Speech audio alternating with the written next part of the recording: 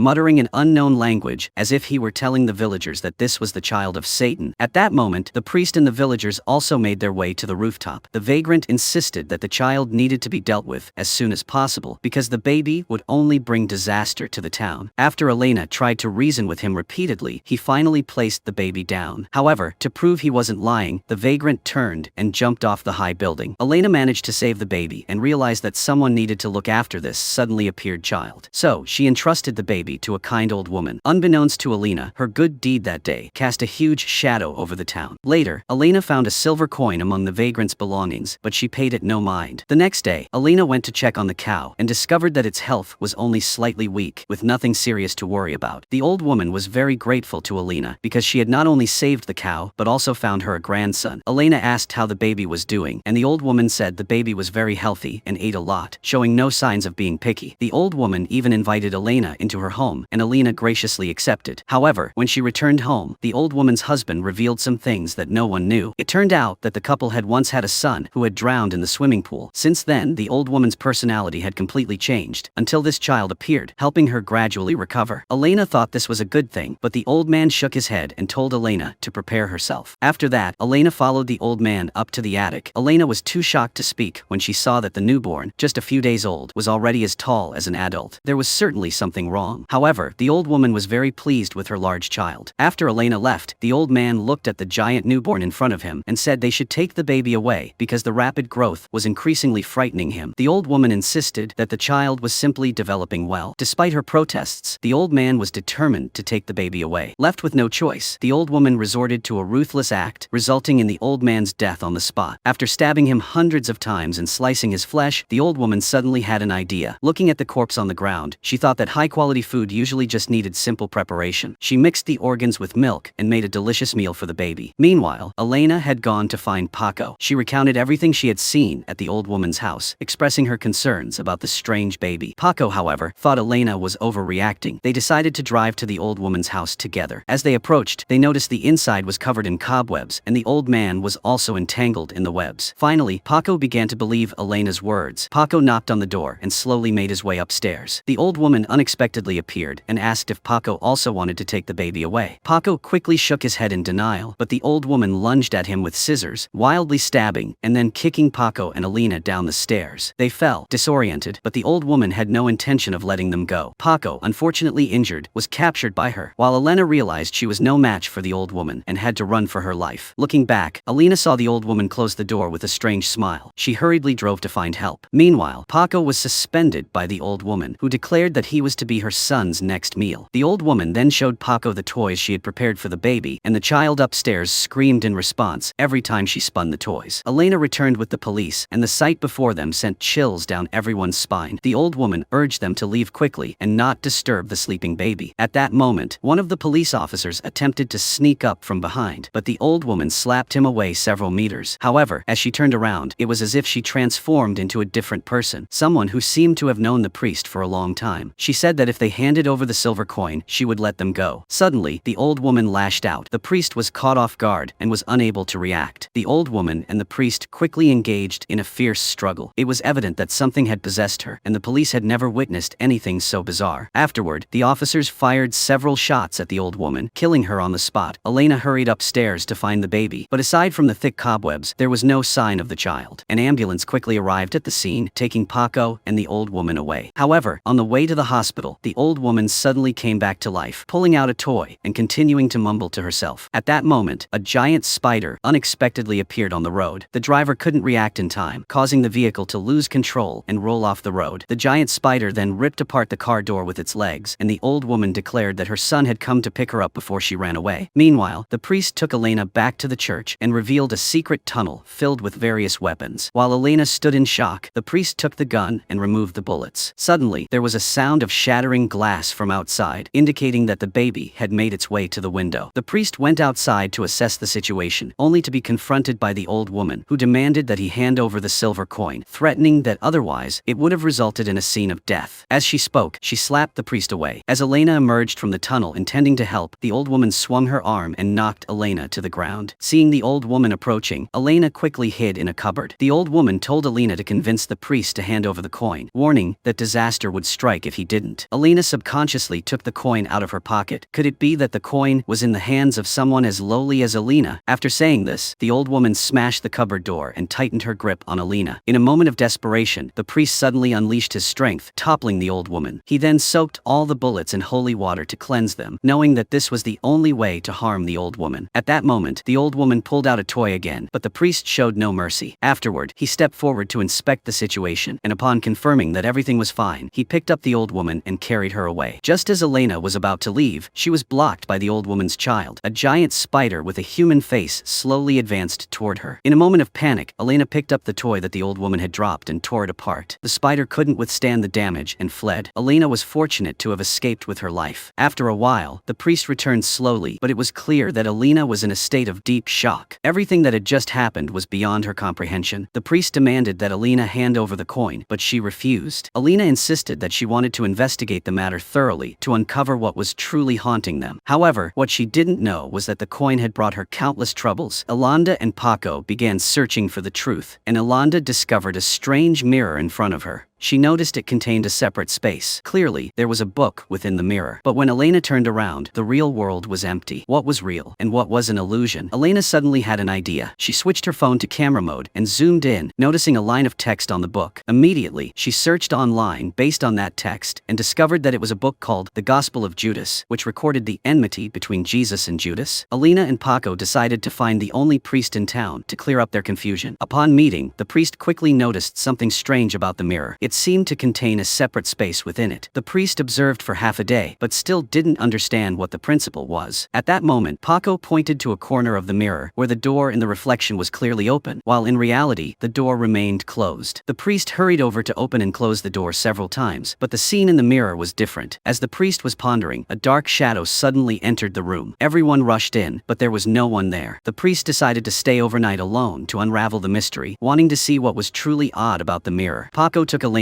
out of the room. Once outside, Paco turned on the camera, revealing that he suspected the priest was involved in the recent strange occurrences, so he had secretly installed a camera to monitor him. The priest, unaware of anything, was still thinking so much that he was losing his hair. However, in the early morning, while everyone was fast asleep, the priest in the mirror suddenly lifted his head and slowly stood up, walking towards the edge of the mirror. The priest in the real world was completely unaware, while the priest in the mirror did not act hastily, but coldly stared at the real priest. The next morning, Paco and Elena returned to the room, finding the priest sleeping soundly, oblivious to the events of the previous night. To the priest, the mirror seemed ordinary. However, when Paco showed the surveillance video, the priest was terrified. In the video, the priest in the mirror stood up and walked towards a room where people were present. This sight made even the seasoned priest feel fear. In anger, he raised his hammer, intending to smash the mirror into oblivion. But a second later, a figure identical to the priest appeared inside the mirror, wanting to speak privately with the real priest and requesting Elena and Paco to leave the room. Understanding his intent, Elena and Paco exited. The priest wanted to see what tricks the mirror had up its sleeve. He held the hammer, ready to strike, but the mirrored priest suddenly asked if the real priest wanted to meet the child. Hearing this, the real priest immediately halted. The mirrored priest then pushed out a figure. It was the child that the real priest had accidentally killed years ago. Seeing the current appearance of the child, the real priest felt a wave of sorrow and wanted to beg for the child's forgiveness. But a second later, the child suddenly sprang up and passed through the mirror, tightly embracing the real priest and pulling him into the mirror's world, while the mirrored priest stepped out. When Paco and Elena returned, the shattered mirror had regained its original form. The mirrored priest then led Paco and Elena back to the church and recounted a story unknown to the world. It turned out that there was a church in Rome that had been passed down since ancient times. The source of the church's power in the ancient church could have destroyed even Jesus. Evil artifacts, such as the nails from the cross and the 30 silver coins, were also sacred relics of the church. If enough coins were collected, one would gain unmatched power. As he spoke, the mirrored priest shifted the topic, mentioning that Elena was holding one of the coins and that it must not fall into the hands of the wicked. He claimed that only he could protect that coin. Elena felt something was off. The priest before her seemed to have transformed into someone else. She used the excuse of going to retrieve the coin, unaware that the mirrored priest was secretly following her. As Elena was about to hand over the coin, she accidentally noticed that the priest's watch was running backward. At that moment, Elena realized that the person before her was not the real priest. She shoved the mirrored priest away and ran into the house, locking the door behind her. Once she was sure the mirrored priest had left, Paco and Elena returned to the mirror. If the previous figure was the mirrored priest, then the real priest was surely trapped inside the mirror. Suddenly, Elena had an idea. She reached for the non-existent book, reflecting in the mirror. Holding the book, she shook it up and down to confirm that she wasn't imagining things. Then, she threw it into the mirror. As the mirror shattered, an independent space suddenly appeared behind it. Elena and Paco cautiously stepped through the mirror into another realm, which looked exactly like the real world. Upon pushing the door open, they entered a magnificent hall. Strangely, every mirror there connected to various places around the world. The place Elena and Paco had just entered was only one of many mirrors. They even caught sight of pyramids in this realm. As they continued walking, Elena and Paco saw what seemed to be a figure gliding across the front of the hall. Approaching, they saw many people in red robes sitting together, with one person covered in a burlap sack looking quite different. The man wearing glasses, who resembled a leader, held a dagger and kissed it, then passed it to the red-clad individuals below him. Each person solemnly passed it along, as if performing some sort of ritual. Then, a person in white yanked off the burlap sack, revealing that it was the missing priest. The man in glasses demanded that the priest hand over the coin, but the priest refused, stating he would rather die than comply. He knew well what disaster collecting enough coins would bring. Seeing the priest in mortal danger, Elena smashed the coin against the mirror, instantly drawing everyone's attention. The priest seized the opportunity to resist, and Paco helped him up, only to discover that the tunnel behind the mirror had turned into a wall. The priest urged them not to stay there long, and Paco decided to retrace their steps. As they exited the world within the mirror and turned back, they saw that the space had indeed become a wall. The immediate danger had passed. When the priest returned to the real world, the mirrored priest vanished. At that moment, Elena finally understood the calamities brought by the coin. To end everything once and for all, she decided to throw the coin into the sea, believing that doing so would perfectly conclude the ordeal. However, Elena did not know that the coin would ultimately return to her hands. The calamity had only just begun from that moment. The old woman was aware of the long-lost ancient resurrection technique. She placed a wallet inside the scarecrow and then took out a photo of the target, examining it closely. Next, she spread wine evenly at the base of the scarecrow and finally sat quietly in a chair to begin her incantation. In no time, a mysterious power surged into the scarecrow's body, and its dry golden skin suddenly grew flesh. The next morning, a strange man appeared in the town. This man, dressed in tattered, muddy clothes, drew the villagers' attention as they stopped to observe. The strange man was none other than the scarecrow that the old woman had resurrected. He walked straight into Elena's home, and after bathing, his original appearance was revealed. The strange man was Elena's husband, who had been missing for 2 years. Elena received the news and immediately rushed to the police station. Though she did not know what had happened, the fact that her husband had returned alive filled her with joy. She embraced him happily and then returned home with him. After a long separation, the couple began to rekindle their romance. However, the old woman was watching their every move. Before long, the news of Elena's husband's return spread throughout the town. A man with a thick beard came looking for them, but when he saw Elena's husband, he was so frightened that he collapsed to the ground, as if he had encountered something terrifying. That night, the man with the thick beard broke into Elena's house with a gun and fired a shot at the bed, only to find it empty. The police quickly received the report and arrived at the scene, where the thick-bearded man was swiftly shot down. Paco also made it to the scene in time, but the thick-bearded man claimed that Elena's husband was not human at all. It turned out that 2 years earlier, the bearded man had a heated argument with Elena's husband, which led to him accidentally killing him. The bearded man had even dug a grave to bury Elena's husband, so the return of her husband was undoubtedly strange. Meanwhile, Elena and her husband were traveling happily, and she was still lost in her illusion of happiness. However, a single question from her husband snapped Elena back to reality. "Where is that coin?" "I'll ask again. Where did you put that coin?" After receiving a painful slap, Elena fearfully screamed that she had thrown the coin into the lake. No sooner had she said this than she grabbed the steering wheel, causing the car to lose control and flip off the bridge. From now on, we will refer to Elena's fake husband as the Scarecrow. The Scarecrow arrived at a gas station and shoved the unconscious Elena into the car. The gas station attendant stood there, bewildered and unsure of what was happening. Without letting the attendant say anything else, the Scarecrow poured gasoline into the attendant's mouth before leaving in satisfaction. After that, the Scarecrow drove to the lake and pulled Elena out. Elena, terrified, claimed that the coin was at the bottom of the river and could not be retrieved. However, the Scarecrow was determined that it would somehow return to Elena. Saying this, the Scarecrow wanted to jump in with Elena. In the critical moment, fortunately, Paco arrived just in time. After a fierce struggle, the Scarecrow fell into the lake and transformed into straw. Fortunately, they had been monitoring the cameras and were able to catch up and rescue Elena. Otherwise, the consequences would have been unimaginable. Meanwhile, the old woman burned the photo of Elena's husband, suggesting that she was still scheming something. Following the location described by the thick-bearded man, the police excavated Elena's husband's body. After burying him, Elena decided to go to Paris to clear her mind. The coin that Alina had thrown away also ended up following her to Paris. In a high-end French restaurant, a skilled chef was preparing Fukushima salmon. However, when the chef was processing the fish, he accidentally found a coin in its belly and intended to discard it. A man raised his hand to stop him, thinking the coin was meant for him. The next day, during a date with his girlfriend, the man gifted her the coin, believing it held special significance. Alina eagerly opened the box, but what was inside sent a chill down her spine. This was not just any ordinary coin, it was the cursed coin that Alina had thrown away. Recalling the scarecrow's words that the coin would return to her by various means, Alina quickly made an excuse to go to the restroom to regain her composure. At that moment, a mysterious old man entered the restaurant and shot Alina's boyfriend, killing him instantly. Alina stepped outside just in time to see this scene unfold. She watched as the mysterious old man searched her boyfriend's body, seemingly looking for something. When he spotted the box on the ground, the mysterious old man hurriedly stood up to retrieve it. At that moment, the security guard arrived just in time. The mysterious old man was shot multiple times, but remained unharmed. Furious, he unleashed his wrath on the guard. In the chaos, the guard accidentally yanked the necklace off the mysterious old man's neck. Strangely, the old man immediately collapsed. Alina rushed over to check on her boyfriend, but it was too late. When the police arrived, Alina suddenly remembered the coin, but the box was completely empty. As she lifted her foot, she found the coin had somehow ended up under her foot, as if everything were fated. At this moment, Alina realized that if she couldn't escape, she might as well face the situation with courage. However, when Alina resolutely returned to the town, everything had changed completely. The entire town was shrouded in a fog-like barrier, making it could only be entered, not exited. What on earth was happening? It turned out that after Alina left the town, a man in a suit approached the old woman who had resurrected the scarecrow. The man in the suit personally handed the old woman a package, which she secretly poured into the wells around the town. It appeared that she was executing a nefarious plot. That night, thick smoke rose from all the wells while the villagers remained oblivious to what was occurring. Over time, the entire town was covered in a thick fog. A police patrol car attempted to exit the town to assess the situation, but it crashed into the air at the town entrance. It was then that the officers realized the town was shrouded in a peculiar fog. When Alina returned to the town, she suspected this was related to the coin. Without hesitation, she stepped into the dense fog. In an instant, the man in the suit sensed the presence of the coin. Finally, Alina had returned, and it seemed that the villains were prepared to reclaim the coin. At the same time, the priest, who had been absent for a long time, finally reappeared. Sensing that the town was being invaded by an evil force, the priest gathered weapons and ammunition, all blessed with holy water. He then joined forces with Paco and Elena to strengthen their righteous power. The righteous team, armed with their blessed weapons, made their way to the town center. The priest shouted madly, "Come out! I know you're here!" The next scene horrified them. A giant monster suddenly emerged from the ground. Everyone was paralyzed with fear. The priest aimed his gun at the monster and fired continuously, but even the bullets blessed with holy water did not inflict any damage. The giant monster simply waved its hand and knocked the priest unconscious. Elena and Paco quickly carried the priest away to escape, narrowly avoiding a deadly encounter. The giant monster, having lost its target, concealed its massive form beneath the ground, and the fog mysteriously dissipated. Though they had survived, the crucial coin was lost in the battle. As expected, the evil force had now gathered all 30 coins, and the townspeople had been brainwashed by this dark power. To thwart their evil plans, the priest threw the last remaining holy blood on the ground, and then used his finger to anoint his eyelids and the back of his neck. The remaining holy blood was applied to a dove, and then the priest recited an incantation before releasing the dove out of the window. With his eyes covered, Elena and Paco used ropes to suspend the priest. This was an ancient and long-lost control technique. At that moment, the dove, influenced by the priest, flew freely over the town, and the scene outside was transmitted directly into the priest's mind. After a series of skilled maneuvers, they finally fixed their gaze on the location where the heretics were preparing for the ritual. The righteous team then took out a map and began to plan their strategy. The next morning, the heretics started preparing their ritual tools. Shortly after, a convoy of luxurious vehicles arrived, with the bishop leading a group of people in white who appeared in the town. His followers presented a crown adorned with 29 coins and a sacred relic, awaiting the bishop to commence the ritual. This cult was poised to stand at the pinnacle of the world. Just then, the priest emerged through a secret tunnel marked on the map at the ritual site, but was quickly subdued. At that moment, the bishop affixed the final coin onto the crown, completing the set of 30 coins. The bishop placed the crown on the rooftop, and the ritual officially began. He declared, "Our era is about to commence. A new world order is about to be born. I will lead you." The words hadn't even finished, then the priest woke up and immediately rushed towards the rooftop. Without hesitation, the priest pulled the bishop down, causing the coins to scatter everywhere. Everyone immediately went wild, scrambling to grab the coins, with no one caring about the bishop's fate. Each person wanted the coins to gain unimaginable power. Before long, the crowd had taken the coins and left the scene, and one of those coins fell into the hands of Mrs. Paco, who followed a priest out of the town. Looking at the two bodies lying on the ground, the demon felt a mix of emotions. After years of effort to collect enough coins, it was shocking to find everything back at square one in just a few seconds. Realizing that the plan had completely failed, the demon had no choice but to change its form and leave. Through a mirror, the demon traveled to the center of New York, where it planned to establish its own church. The old woman dragged the two bodies back to her room and cut a piece of skin from her own body. She used a fountain pen to write an incantation on the skin, then opened the mouths of the corpses and stuffed the skin inside. Afterward, she produced numerous maggots and buried the bodies. The old woman smiled wickedly, and after an unknown amount of time, the priest's corpse awoke from its coffin. At that moment, the priest found himself in a dark room surrounded by mysterious figures clad in black. Confused, he stepped out of the room and, upon seeing the scene outside, realized he was in hell. Just as he was exploring his surroundings, two monsters suddenly appeared and took him to a palace filled with demonic deities from the depths of hell. Each face looked coldly at the priest, all being demons from mythology. The priest tried to suppress his fear as he walked through the corridor. As the priest ventured deeper into the palace, he saw a man in a suit with horns on his head. Once the man retracted his horns, the priest recognized him as the demon lord who had assisted the pope. It was clear that the demon lord had become the kingpin here. This time, he summoned the priest to propose a partnership. It turned out that the demon lord supported both righteousness and evil, but now he faced a completely new threat. There was a strange fiend who desired not power, but nothingness, which was the most terrifying thing in the world. If this fiend succeeded, both the human realm and hell would be destroyed. Therefore, the demon lord wanted the priest's help to stop him. Meanwhile, in the deep, dark prison of hell, souls were trapped in cages awaiting punishment. Elena's soul was also stuck there. A monstrous creature with a fearsome appearance continuously struck the cages with iron chains, causing sparks to fly and instilling great fear in the souls inside. Just then, another monster approached, and as it prepared to punish the trapped souls, the priest arrived in time to knock it to the ground. The priest quickly turned to Elena in the cage and assured her that he would find a way to get her out of there. At that moment, Elena would hold something very important in her hands. Elena had to protect it without fail. As soon as the words left her mouth, the monsters surrounded her, intent on capturing the priest. The priest ran upstairs and shouted for Elena to find a book, instructing her not to look at its contents. She needed to seek out someone named Lombardi who would know what to do. After saying this, the priest pulled open the iron cage door, and Elena seized the opportunity to escape. However, the monsters closely pursued her. In her panic, Elena ran to the balcony, but outside there was volcanic lava erupting. With no choice, she had to run along the balcony to another room. Inside, the souls were being punished, forced to fill bowls with their own blood. As Elena entered, she accidentally spilled the blood of the souls, which immediately caused discontent among them. The souls turned to surround Elena, demanding that she compensate for the spilled blood. Before long, the monsters caught up, and Elena's resistance was futile. The monsters easily tossed her against the wall, leaving her completely unable to fight back. They intended to lock her in a cage, but Elena clung desperately to a post. When she regained consciousness, she found that she was pregnant. Just 2 days later, her belly showed signs of impending birth. Seeing this, Paco hurried to find a doctor. After many hours of effort, the doctor extracted a mass from Elena's belly. This mass grew long, spider-like legs, sending everyone into a panic. The spider creature soon hid under a table and went silent. The next day, the doctor called a few friends, all renowned professors in the medical field, to investigate the spider-legged creature. As they worked together to peel away the fat surrounding it, the dead spider suddenly came to life, leaping straight onto Elena. Seeing this, Paco quickly grabbed a fountain pen and stabbed at the spider, trying to kill it. Once he calmed down, Paco discovered a key inside the spider's belly, and the designs on the key seemed to represent a specific place. Upon investigation, they learned that it was the emblem of an academy. Paco and Elena immediately took the key there. When they arrived at the library, Paco and Elena began searching for anything related to the key. But strangely, they also built a small railway, and Paco and Elena followed the tracks to the deepest place. Elena discovered a hidden door. Behind the door was a narrow tunnel. As they made their way through the tunnel, Paco and Elena stumbled upon a box locked with an iron chain. When Elena used the key to open the box, an ancient book floated up from inside, which was the book the priest had mentioned. While Paco and Elena were pondering the purpose of the book, a metallic clank sounded behind them. They quickly backed away just as a metal monster attempted to crush Elena. Paco swiftly climbed up and switched off the metal monster's power. Just as they dealt with the metal monster, an iron bird creature appeared. Although the iron bird was faster than the previous monster, it slowed down when it turned a corner. Seizing the opportunity, Elena pushed a bookshelf to block the metal bird's path, allowing her and Paco to successfully escape the academy. However, outside, they encountered a strange group of people who demanded the book from Elena. Paco and Elena hurried to flee to a nearby train station, where they spotted a homeless person. The homeless person pretended to be injured, lying on the tracks. Elena, being kind-hearted, stepped forward to help, but unexpectedly, the homeless person seized the opportunity to snatch the book from her. However, before the homeless person could escape to the opposite platform, a train rushed by and and crushed him. When Alina and Paco arrived, the dying homeless person still clutched the book tightly. After a struggle, Alina managed to reclaim it. Meanwhile, the old woman chopped off a goat's head and poured its blood into a coffin filled with maggots, chanting, "Those who sleep beneath the earth, return. Let the dead be resurrected." Before long, the two corpses within came back to life, but since they had been dead for a year, their flesh had decayed, leaving them unrecognizable. To avoid drawing attention, the old woman led them to a dressing room. When they saw their reflections in the mirror, the two corpses felt deep sorrow. Their rotting flesh resembled that of zombies. They then took brushes, as if painting walls, to fix their damaged faces. After changing into clean clothes, the two corpses prepared to wander the human world. The reason for their resurrection was tied to the death of Father Lombardi. A day earlier, Elena and Paco had brought the book to the church, where they encountered Father Lombardi. However, just as Elena was about to hand over the book, Paco noticed that something seemed off with the people there, and hurriedly stopped her. Unbeknownst to them, Lombardi was merely a puppet, with the mastermind Barbao controlling him from a luxury yacht thousands of miles away. Barbao used a clay figure on the table to manipulate the puppet and speak with Elena and Paco. Sensing something was amiss, Elena asked Lombardi to say a few things about the priest. Just as Barbao was controlling the puppet to speak at length, an important meeting required his personal attendance, prompting him to delegate the puppet's control to a subordinate. But the subordinate didn't know Elena at all, and before saying a few words, the subordinate had already revealed a flaw. Seeing this, the subordinate immediately loaded the gun for the puppet, threatening Elena and Paco to hand over the book. However, due to the intense tension, the subordinate accidentally broke the puppet's hand. At the same time, Lombardi's arm also broke. Seizing the opportunity, Paco lunged forward, grabbing Lombardi by the collar and forcefully throwing him off the balcony. Lombardi slowly died, his body turning blue and shattering like clay. Afterward, Elena and Paco went to a cafe to rest. To their surprise, they encountered Lombardi there. Initially skeptical, Elena soon confirmed through a few probing questions that this was the real Lombardi. He led Elena and Paco into the church, where Elena handed the book over to him. However, as soon as he opened the book, all three of them turned their backs. The book contained immense power, and looking directly at its contents would blind them. Lombardi held up a mirror above his head, using its reflection to glean information. The book recorded a powerful incantation capable of summoning the Eye of God to restart the world. Since the writing was in an ancient dialect, Lombardi could only understand a small portion of it. Nevertheless, he knew that to fully decipher this ancient text, they needed to collect all 30 silver coins. The power of the coins could counteract the backlash from the book, but now all the coins had fallen into Barbao's hands. Barbao was about to conduct a mysterious ritual in Peru, and Lombardi wanted to stop Barbao's ritual first. However, just as everyone stepped out of the church, Lombardi suddenly had an ominous feeling. A bolt of lightning struck a nearby tree, causing branches to fall and sever the power lines in front of them. At the same time, Lombardi's people split into two groups. This marked the end of the film. There would be more parts to follow, filled with surprising twists, drama, and continuous intrigue. It promised many exciting developments in the upcoming seasons. If you found yourself captivated like I did, don't forget to leave your thoughts, hit like, and subscribe to the channel so we can explore the next parts of the film together. See you on the next adventures.